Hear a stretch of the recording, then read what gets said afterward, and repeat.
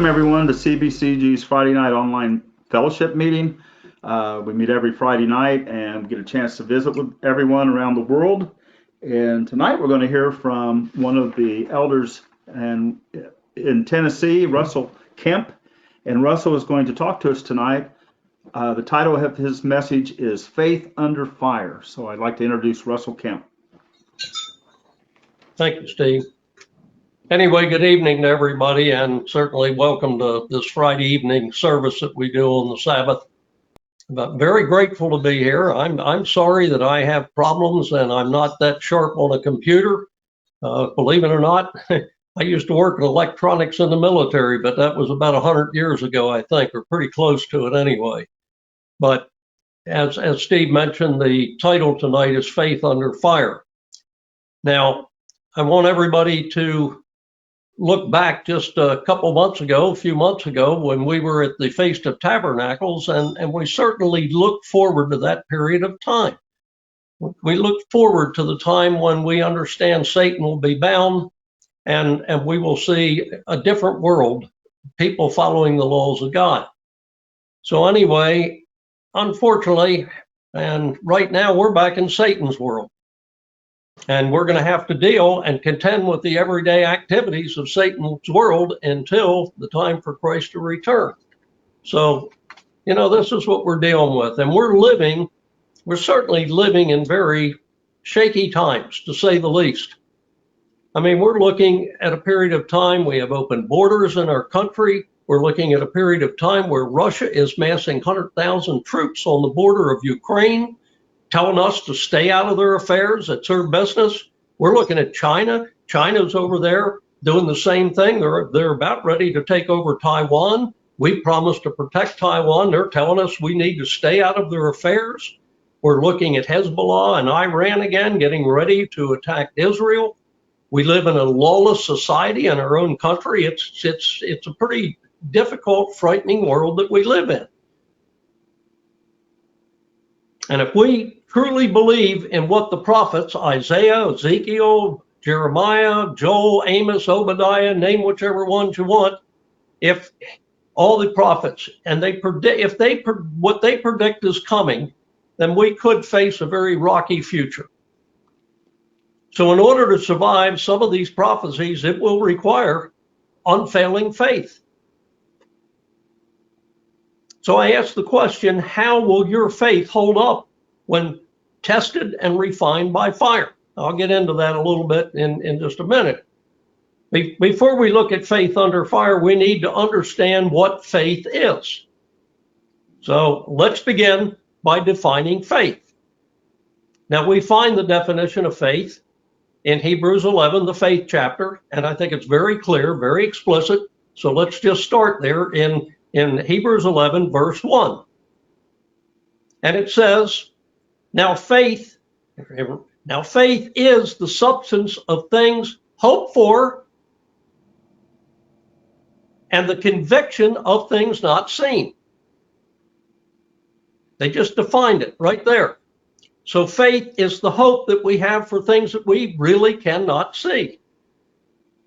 Then in verse 3, Paul tells us, he said, by faith, we understand that the worlds were created by the word of God, so that the things that are seen were made from things that are invisible. We can't see the things. We see the world, we see rivers, we see the stars, we see the planets, we see all the creations of God.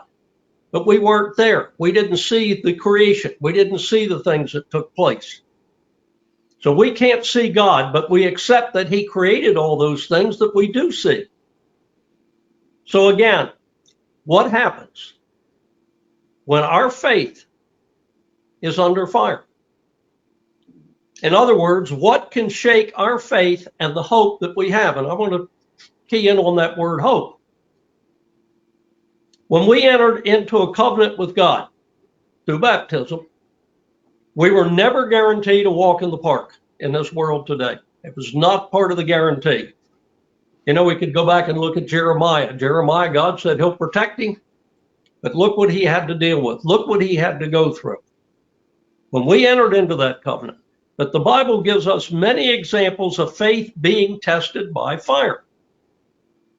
I want to take a look at some of those because it is instructional to see how did they react to the situations they were put in. Now, I want you to understand faith comes first before all the things, because without faith, we will not have hope. If you want to have hope, you've got to have faith in the things you can't see. So what can we learn from those who have had their faith tested by fire? Now, we know that Peter suffered because of his faith. So let's begin with Peter. Let's begin in 1 Peter 1 for our first example. And let's begin in verse 3. Again, that's 1 Peter 1 and beginning in verse 3. And this is where Peter tells us that we have to have a living hope. What he said, "Blessed be the God and Father of our Lord Jesus Christ, who according to his abundant mercy has begotten us again unto a living hope." And how do we have that a living hope? Through the resurrection of Jesus Christ from the dead. This is where our hope comes from. And what is that hope? In verse 4, he says, "Unto an inheritance incorruptible, undefiled, and unfading, reserved in heaven for us, who are being safeguarded by the power of God through faith." Notice that, through faith, "for salvation that is ready to be revealed in the last days." And we look for those days. You know, we have a promise of things that we can't see in this life. But through faith, we have hope that what has been promised actually will happen. And then in verse 6, Peter tells us, he says, we are to rejoice greatly. But then he finishes with a warning that we may face trials. He says, "In this you yourselves greatly rejoice, though for the present," in other words, talking about our physical life right now, he said, "if it is necessary, you are in distress for a little while by various trials." And I'm going to go into that a little bit, but we all face those trials. We live with that. We live in a world where you're going to face those trials. So we're warned about facing those trials. However, Peter wants the reader. He wants the reader to be prepared for these trials. So what can we learn from Peter's warning? Peter warns us that we may face heaviness through the many trials and temptations that we face in this life. It should be normal for us to rejoice. If we really know the truth and we believe in the truth, we have faith in the truth, we should rejoice. And we're told to do so. However, when we are tested, and Peter says we will be, we often face discouragement. I know, I've been there. I've got the t-shirt. I've had those days of discouragement when faced with trials. As I said before, life is not always a walk in the park. What we need to understand is that these times are temporary. They're only temporary. All trials are temporary. And physical life itself is temporary. This physical body that we're in right now will not last forever. Some of us getting a little older realize we're getting closer to that being done. But anyway, some Christians, it seems to think that once they're baptized, receive God's Holy Spirit, all their problems will be over. Trials will be done. You know, I even in some ways fell into that category multiple years ago, where I thought, geez, now I'm baptized, a lot of these problems are going to go away. Well, they're not.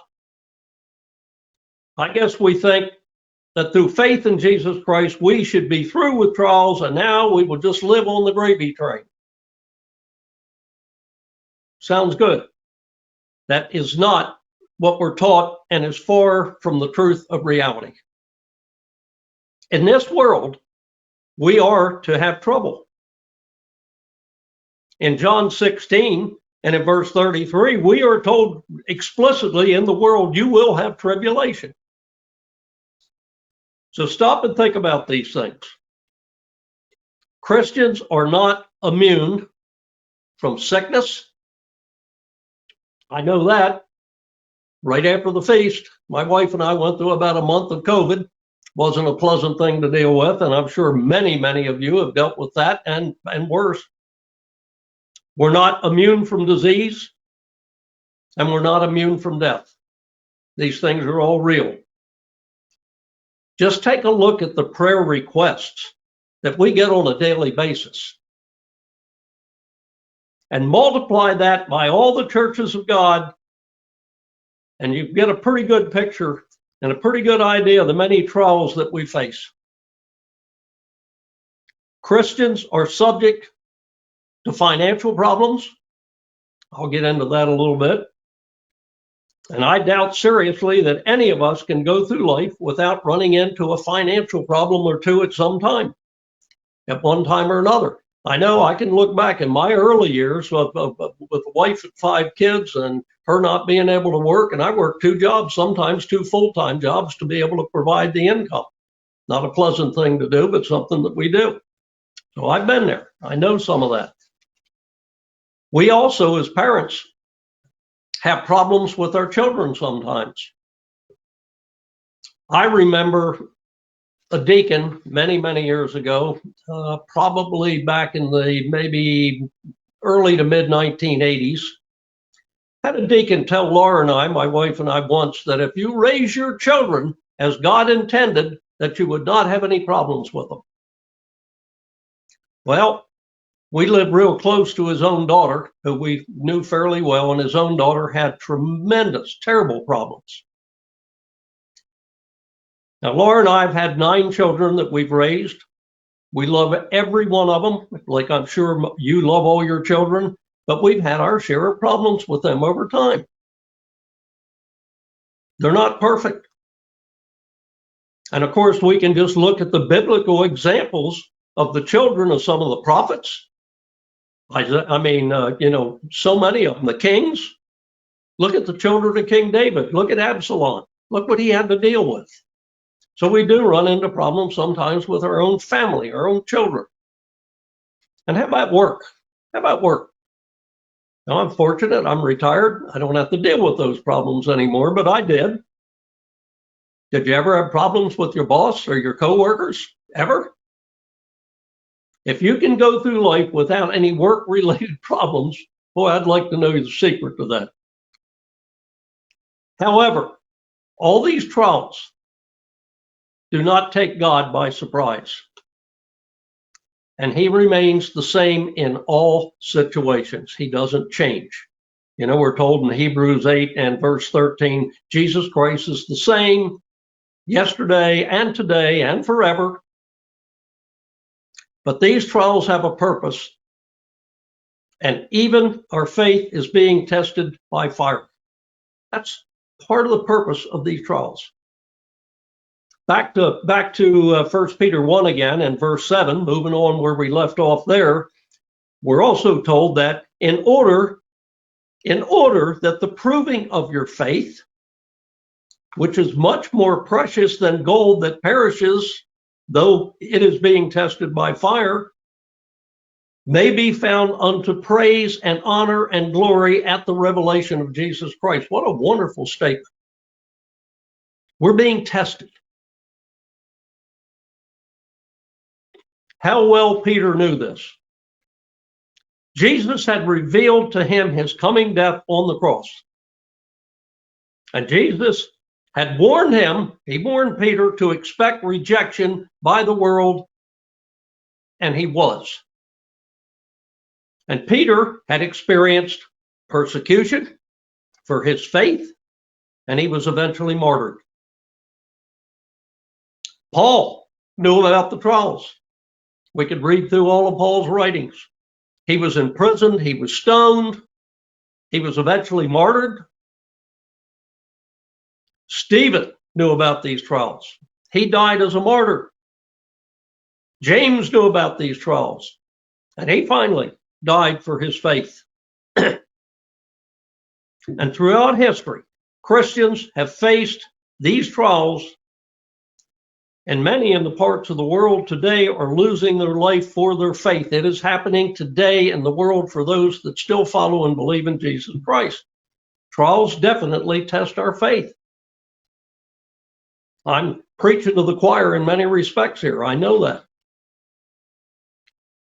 However, we can be triumphant through Jesus Christ. In these trials, our faith is being perfected. Tough as they are sometimes, our trials are helping us to be perfected. It's like gold that's being purified by fire. And when Christ returns, it will reveal that our faith is real. Brethren, these trials are temporary and they won't last forever. But the rewards that we are promised, and they are eternal and they will last forever. You know, we're told by Peter, again, continuing on in verse 8, he said, whom not having seen, and remember the definition of faith, whom not having seen you love, in whom, though at the present time you do not see him, we don't see Christ, you believe and you rejoice with unspeakable joy and filled with glory. Perfect example of faith. And even though we don't see Christ, he is with us during these trials that we face.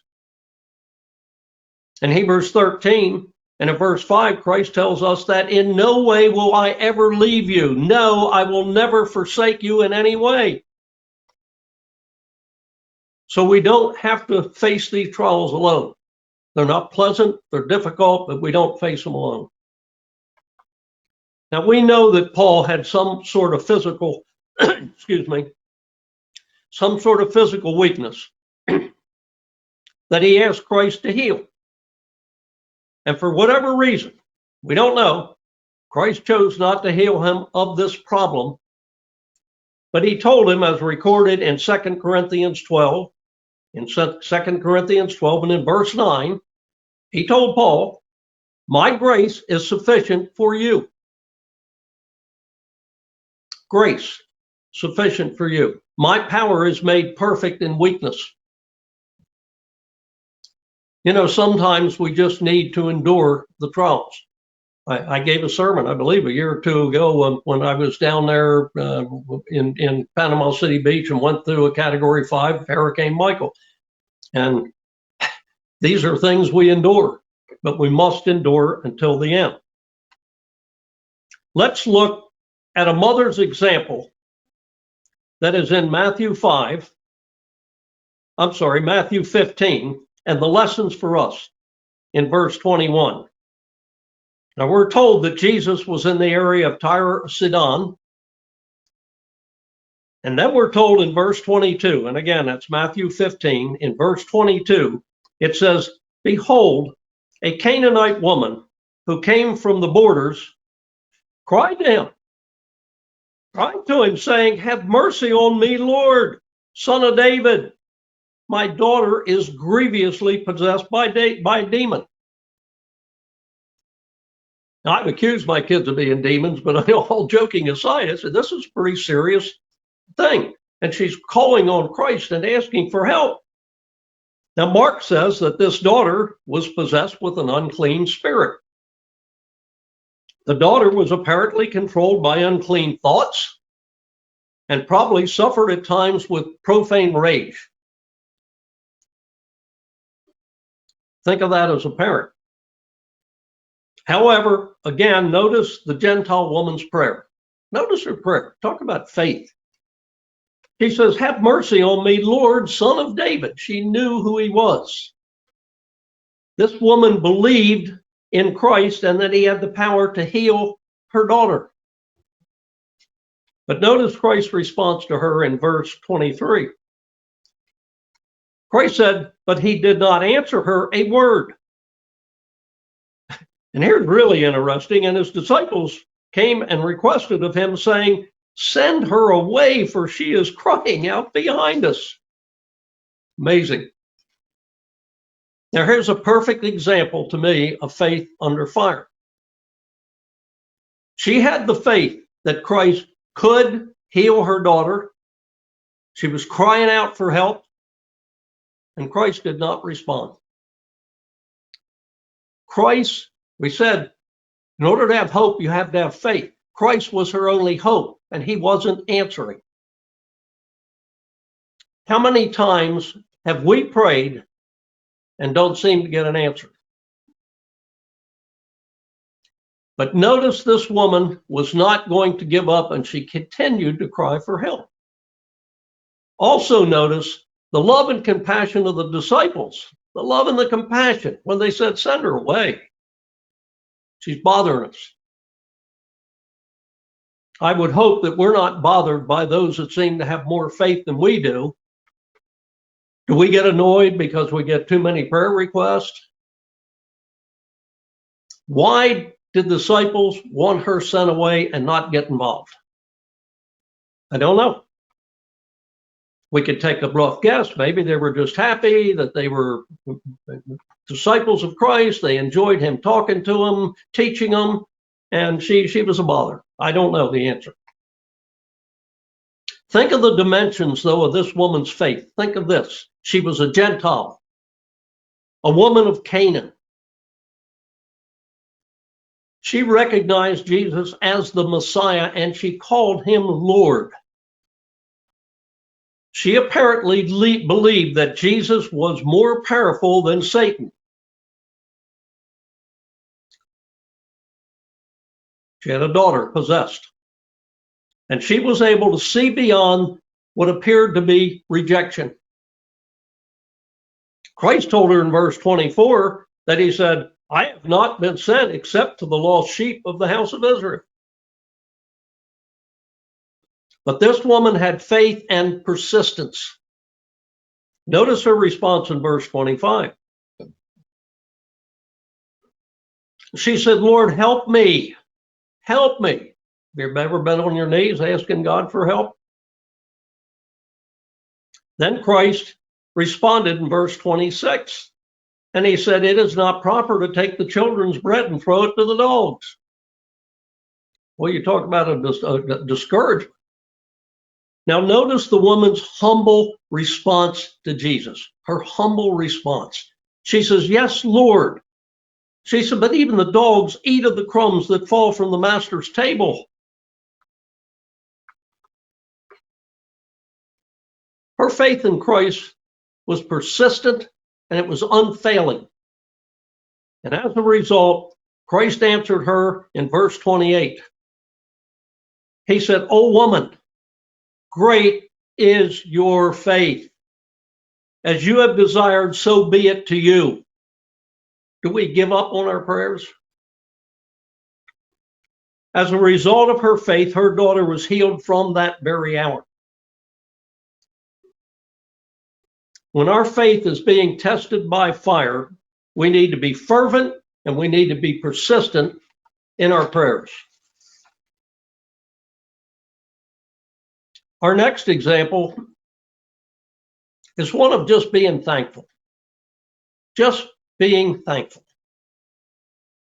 Help us get the right response. You know, not too long ago, we just celebrated Thanksgiving, about a month ago. Well, let's turn to the book of Jonah. As we know that Jonah had a whale of a Thanksgiving. We know the story of Jonah. I'm not going to go into all the details of the story of Jonah. We know that he refused to do the will of God to go to Nineveh. He hated Nineveh. He hated the people of Nineveh. They were enemies of Israel. But so he didn't go as instructed. Instead, he fled to Tarshish, which ultimately resulted in him being tossed into the sea, swallowed by the great fish. And at this point, Jonah knew, obviously he knew he was in deep trouble. Like some of us, We sin, we do things wrong. Sometimes we know we're in deep trouble. And he probably thought, and I can imagine, that his life was over. Now, when we look at Thanksgiving, it usually follows a deliverance from some kind of danger. That was true of the very first Americans when we read the story. The cold winter and the sickness had claimed many of their lives. However, they were encouraged when they reaped a good harvest, and it was time to give thanks. And that's what really created our first Thanksgiving. Stop and think about the dangerous lives that we live today. You know, like it or not, we are only one heartbeat away from death. I'm not trying to be negative on this. I'm trying to be real. I told you life is temporary, one heartbeat away from death. And we're alive only by the good grace of God. And I like to repeat, I don't know how many of you remember Dave Ramsey, one of these financial gurus that's always on the radio. But anyway, you know, he used to sometimes say that I'm better off than I deserve. Well, we need to be thankful for God that we have. And I feel the same way. I probably don't deserve the goodness that God's given me in my life, but I'm grateful and thankful for it. Now, notice Jonah's prayer. Notice Jonah's prayer out of the belly of the big fish. Chapter 2 and verse 2. It says, I cried to the Lord by reason of my affliction. Boy, I bet we would. By reason of my affliction. And he answered me. Out of the belly of the unseen, I cried for help, and you heard my voice. Faith, you heard my voice. You see, Jonah cried out to God for help because he obviously knew he was in deep trouble. And like Jonah, we have all faced trouble, and we will probably face more as time goes on. Perhaps, and I would hope not as dire as Jonah's situation, but trouble nevertheless. At one time, every one of us were lost in sin, as stated in Romans 3 and verse 23, very common scripture. All have sinned and all fall short of the glory of God. We know that. And we all deserve the death penalty. As stated in Romans 6 and verse 23, we all deserve to die. But Christ died and paid that penalty for our death, as stated in Romans 5. Now I'm going to turn to all these because I wouldn't have time to go through all this. And in verse 8, but like Jonah, we have been rescued by Christ from death. Because without him, we all suffer the penalty of death. When we're in trouble and our faith is being tested by fire, and God delivers us, we need to be thankful for that deliverance. God has been good to us, and we need to be thankful. And we have truly been blessed in this nation. I'm a little worried about what I'm seeing take place now, but we have truly been blessed. I don't think any human being on earth has ever lived as good as we have, my generation of people, in the history of the world. Jonah's deliverance came as a result of him telling God that he was thankful, he was grateful. Notice chapter 2 and verse 9. He says, but I will sacrifice to you with the voice of thanksgiving. I'm going to thank you, Lord. I will fulfill that which I have vowed. Should have done it the first time. But salvation belongs to the Lord. And what was the result of that thankful prayer? Verse 10, and the Lord spoke to the fish, and it vomited Jonah out on dry land. I bet he was pretty stinky at that point, but he was probably very grateful. When our faith is under fire, we need to be faithful in thanking God that he has brought us safety and brought us through these trials that we deal with. Now, I think probably the greatest test of faith by fire, very familiar scriptures, was the story of Job.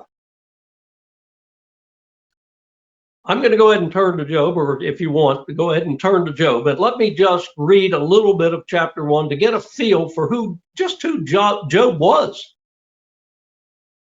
It tells us in verse 1, it said that Job was blameless and upright. Hard to beat that. And one who feared God and turned aside from evil. Good man, good godly man. And there was born to him 7 sons and 3 daughters. Wow, lucky man, 10 children. And his possessions also were 7,000 sheep. That's a lot. I've actually raised sheep. We've raised, but usually with us it was 6 or 7 at a time. And 3,000 camels. Never had a camel, but we had 3 llamas at one time. And he had 500 yoke of oxen. Raised cows a couple times, not that many, and 500 female donkeys, and a very great household. In other words, he lived in a lot of splendor, so that this man was the greatest of all men of the East. You talk about blessings. He was truly blessed, but he was also faithful according to what we read. So we get a pretty good picture here that Job had a happy family. He was a good and godly and prosperous man. And obviously, Job was doing very well in life. Job had a great family. We just mentioned that. 7 sons, 3 daughters. And from what we just read, he was healthy. He was wealthy. He was doing well. And then came the day that Job's castles began to tumble. Satan went to God. He went to God, got permission. He said, I want to test Job, this faithful man. I want to test him. And as the result begins in verse 13. And I'm telling you, if we think we have problems now, there was a day when his sons and his daughters were eating and they were drinking wine in their oldest brother's house. And there came a messenger to Job and said, the oxen were plowing and the donkeys feeding beside them, and the Sabeans fell upon them and took them away. Yea, they have killed the servants with the edge of the sword, and I only have escaped alone to tell you. Bad news, pretty devastating. But it goes on. While he was still speaking, there also came another and said, the fire of God has fallen from the heavens and has burned up the sheep and the servants and destroyed them, and I only escaped alone to tell you. More devastating news.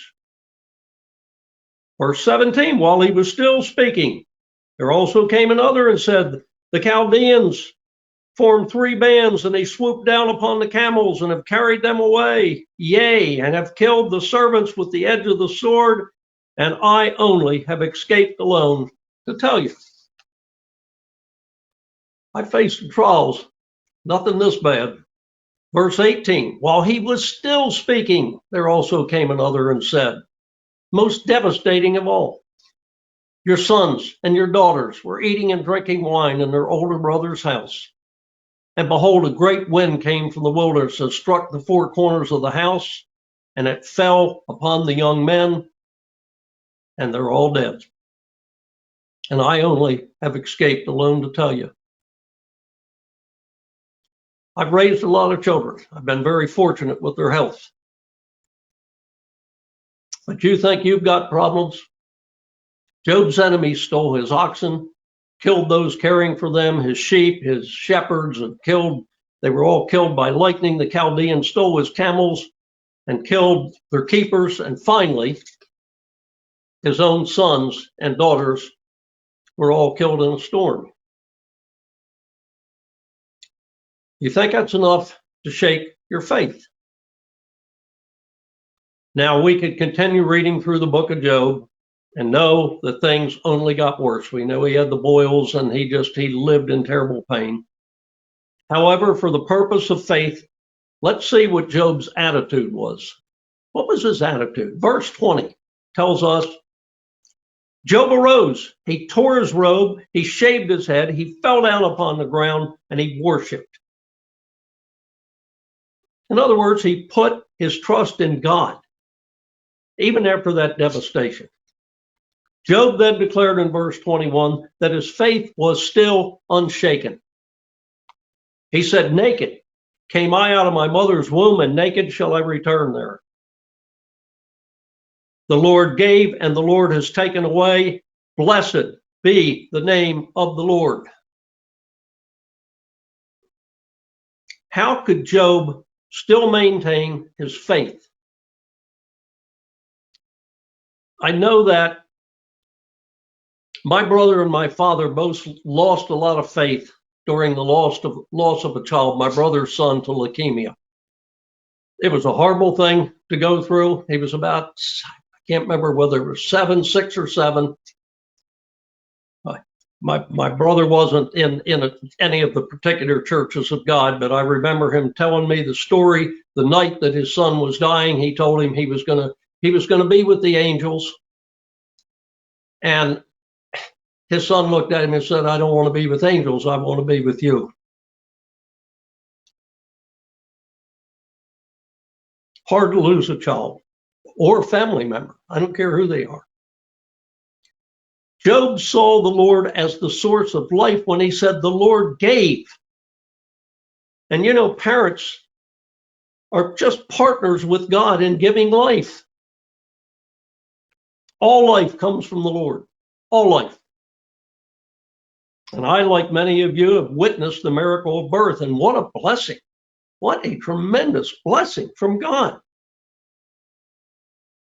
Job knew that his time that he had with his children was by grace. And I'm sure he remembered all the good times, all the fun times, and all the times the family spent together.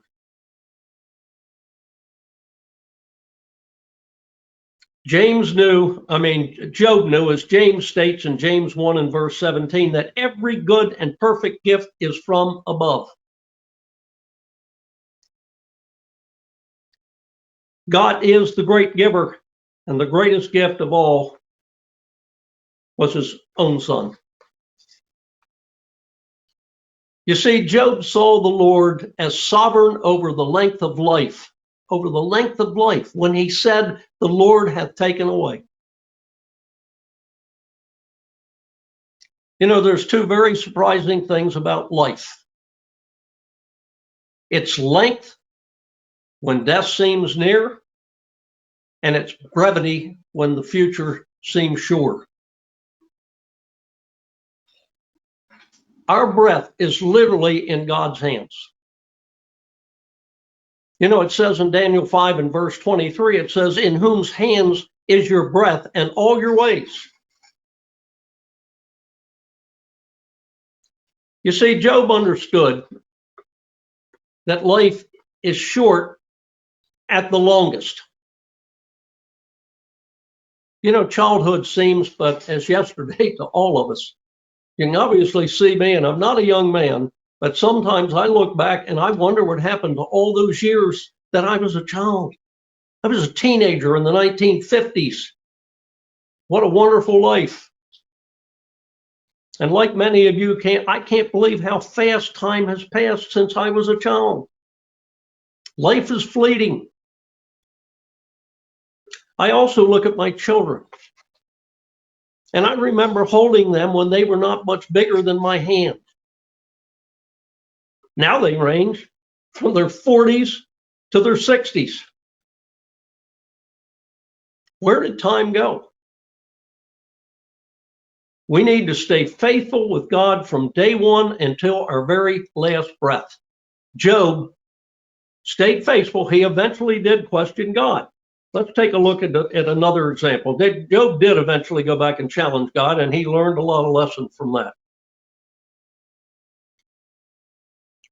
Let's look at another example of faith. Turn to Luke 21. Here we're introduced to a poor widow from Jerusalem. There are many things we don't know about this woman, very, very little. We're not given her age. We don't know her age. We don't know her name. We don't know what she looks like. We don't know how many children she has or the reason for her husband's death. We just were not given those details. However, we do know that she was a woman of faith, and she was very poor. But what she did, what she actually accomplished, has caused us to remember her to this very day. And it's written in the scriptures. Now, for whatever reason, and we're not told, her faith took her to the place of worship. Now, we're only given a few verses about this situation, but let's start in verse 1. No, actually, go back to chapter 20 and verse 46 to set the stage for this event. Christ here, when he's speaking and talking to the apostles, and he tells them, he said, beware of the scribes who like to walk in their robes, and they love salutations in the marketplaces, and the chief seats in the synagogues, and the chief places at the suppers, who devour the houses of widows, and as a pretext pray at great length, these shall receive the greater judgment. Now at this point, beginning in verse 21, and verse 1, chapter 21 and verse 1, it says, when he looked up, he saw the rich man tossing their offerings into the treasury. Then he also saw a poor widow drop in 2 small coins. And he said, of a truth, I tell you, this poor widow has put more than all of them. For all these from their abundance cast in offerings to God, but she, out of her poverty, did put all the livelihood that she had. You know, the treasury was at the temple in Jerusalem, and apparently many had come to give offerings and to worship. Perhaps some of the people chose to stay away for various reasons. Maybe, I don't know. Even today, some may not come to services because they don't feel their clothes are good enough. Actually, that brings back a reminder to me, it brings back a memory of a man that was in the Worldwide Church of God, and he was forced to leave the Philippines when Marcos was overthrown because he was affiliated with Marcos. He came to Jacksonville, Florida, where I lived at the time, and I was asked to help him get settled. And part of the reason was I spent a lot of time in the Philippines. I spent, especially during Vietnam, spent a lot of time in the Philippines. At this time, this man and his wife had very little because they had to flee rapidly.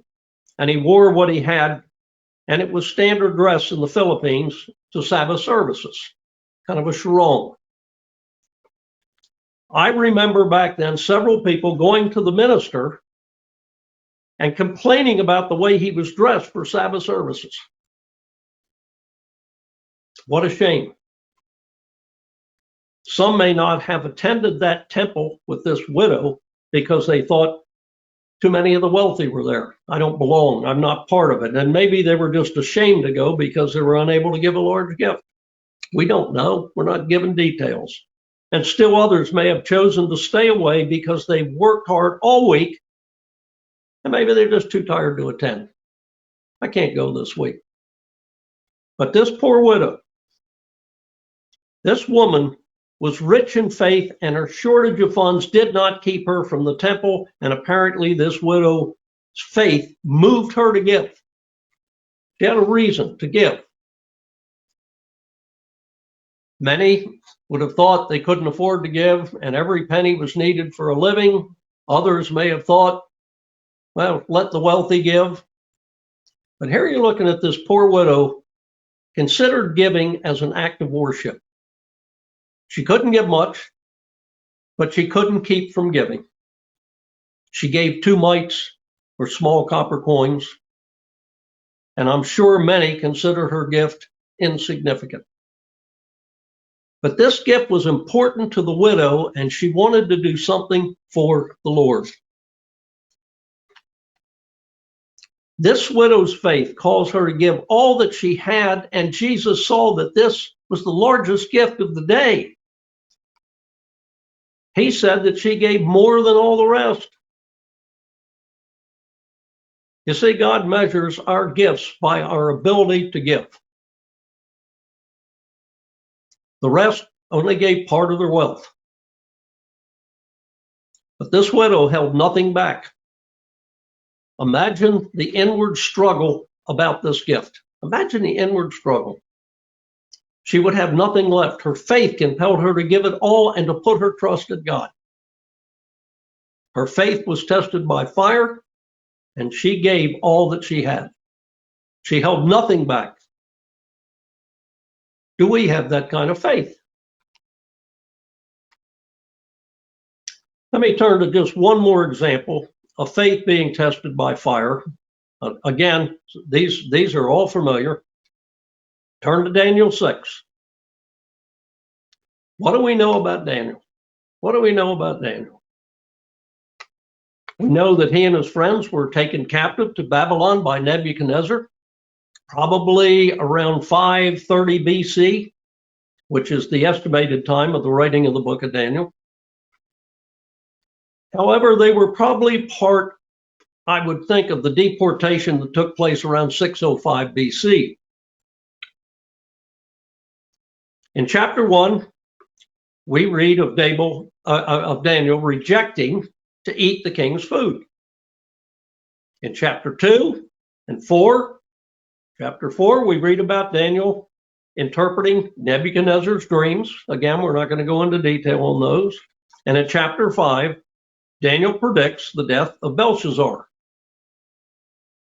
Then in chapter 6, we read of Daniel being promoted by Darius the Mede to the top presidential status. Imagine it. Brought into basically as slavery coming into the kingdom. Darius saw that Daniel was different, and he sensed some kind of special, excellent spirit from Daniel. Then when Daniel was promoted, that's when the plot really begins to thicken. So we begin in Daniel 6 and in verse 1 to see the promotion of Daniel. Verse 1, Daniel 6.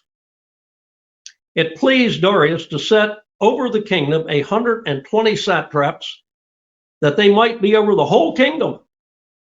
And over them were 3 presidents, and Daniel was one of them. So that these satraps might give account to them, and the king should not suffer a loss. Pretty interesting for somebody brought in. Then this Daniel distinguished himself above the presidents and the satraps because a surprising spirit was in him. And the king was planning to set him over all the kingdom. Quite an accomplishment, especially for a Jewish exile.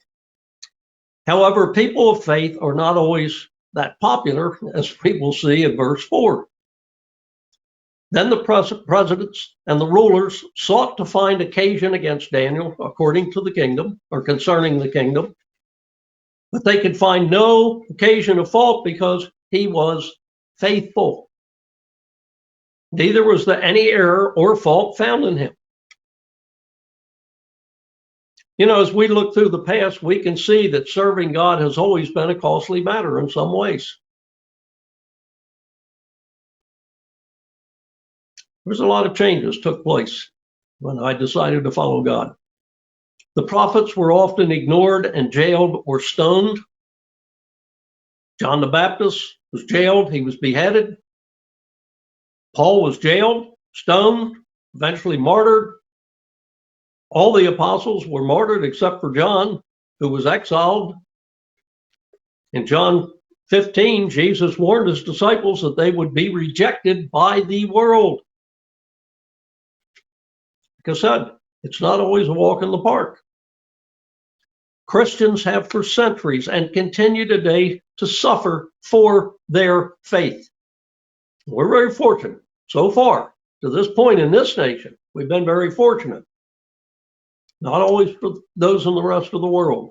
When your faith is tested by fire, will you hold up under the persecution? Well, Daniel's enemies searched for a flaw in him, but they didn't find any. Couldn't find him. What a credit to this faithful man. It kind of reminds us of Pilate's conclusion about Jesus when he said, I find no fault in him. The only opening for Daniel's enemy was the fact that he was a man of faith. They're going to use that against him. He was a man of prayer. So they would find a way to prosecute him for praying. Then these men said, we shall not find an occasion against this Daniel unless we find it against him concerning the law of God, keeping the law of God. Now this sounds like today where they want prayer, they want God, they want everything out of our public schools, out of our society, out of everything, public. And eventually they'll probably seek to keep it out of our own homes. You know, we're told in verse 6, it said, then these presidents and rulers assembled to the king and said to him, King Darius, live forever.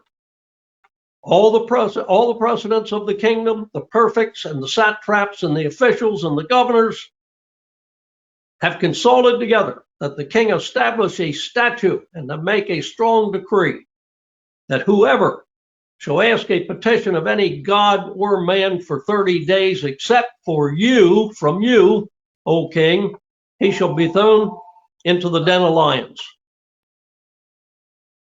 Now, O king, establish the decree and sign the writing so that it may not be changed, according to the law of the Medes and the Persians, which cannot be revoked.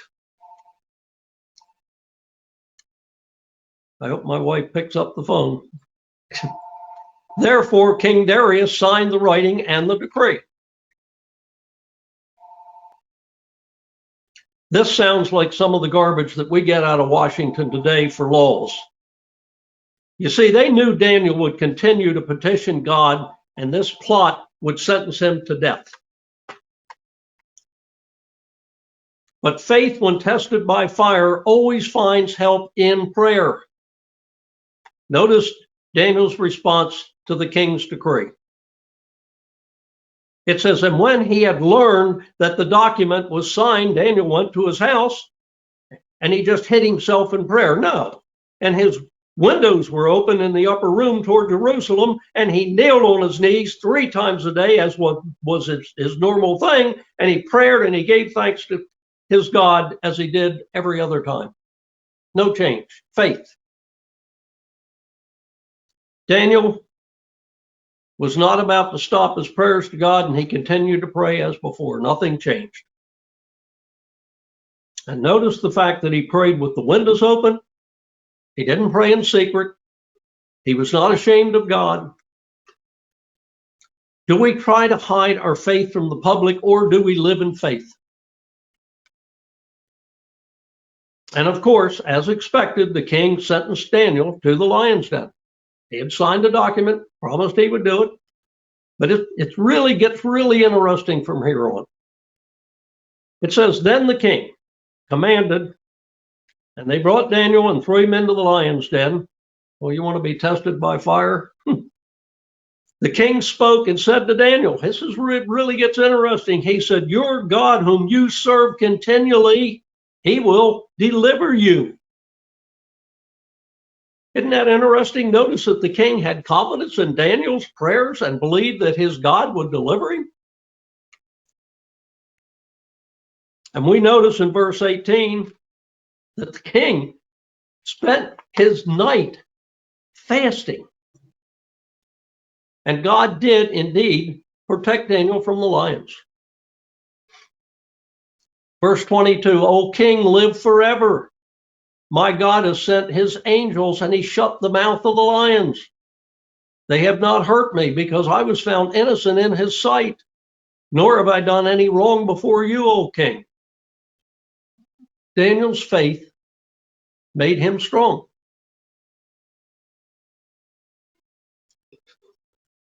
You know, we started off by defining faith as it was written in Hebrews 11. I'd like to go back to Hebrews 11, where it describes so many of the faithful. But let me begin. Let's turn to verse 33, where it explains what they all went through. And I'm bringing us up to this point because we're facing some times we haven't seen in a long time these last couple of years, and they don't appear to be coming to a quick end. I don't know what the future is going to bring, but we need to be prepared with faith. Here, like I said, Hebrews 11, verse 33, speaking of the faithful, it says, who by faith were victorious over kingdoms, the fury of fire, escaped the edge of the sword. They were strengthened from weaknesses. They became mighty in war and turned back the armies of foreigners. Women received their dead restored to life. And others were tortured, not accepting deliverance, that they might obtain a superior resurrection. And others endured the trial of cruel mockings and scourgings, yes, and moreover of chains and imprisonment. Paul, Peter, others. They were stoned to death. They were sawed in two. They were brutally interrogated and slaughtered by the sword. They went about in sheepskins and in goatskins, being destitute, oppressed, ill-treated. It says, of whom the world was not worth. They wandered in the deserts and in the mountains, living in caves and in holes in the earth. We're not there yet. So what is the bottom line here? What is the bottom line? Why am I talking? Why am I running my mouth? What should we be doing? Well, we're told in verse 1 of chapter 12 that after seeing this great throng of witnesses that we need to run the race with endurance. And in verse 2, we're told, having our minds fixed on Jesus, the beginner and the finisher of our faith, who for the joy that lay ahead of him endured the cross. I dare say none of us have endured that. And although he despised the shame and has sat down at the right hand of the throne of God, and then Paul tells us in verse 3 that we are to meditate deeply on him who endured such great hostility of sinners against himself, so that you do not become weary and faint in your minds. Where does our faith go? Our focus needs to be on Jesus Christ. And then he reminds us in verse 4, he tells us, you have not yet resisted to the point of losing blood in your struggles against sin. Brethren, we're facing some, I'm sure, some tough times ahead. And we are going to go through trials. We're promised that we will deal with trials. We are going to be tested. We will be tested by fire. We need to be grateful and thankful today for all the blessings that God has poured out on us. We don't know what the future brings. We can guess. And just like Job, all things could change rapidly tomorrow. Everything's temporary. We have been warned what it will be like as the end of this age approaches. Go to Matthew 24. Go to Deuteronomy 28. Our faith will be tested by fire in this life. However, God has a purpose in all things. He has a purpose in all things. So let me close with what Paul tells us in verse 11. He said, now truly, no chastisement for the present seems to be joyous, but grievous. In other words, our trials are not pleasant to endure. However, Paul reminds us that he says, nevertheless, afterwards, it yields the peaceable fruits of righteousness to those who have been exercised by it. Brethren, may God give us the strength to endure the trials. Some of us more severe than others. But we need to keep the faith. Without faith, we do not have hope. Anyway, thank you. Appreciate the listening.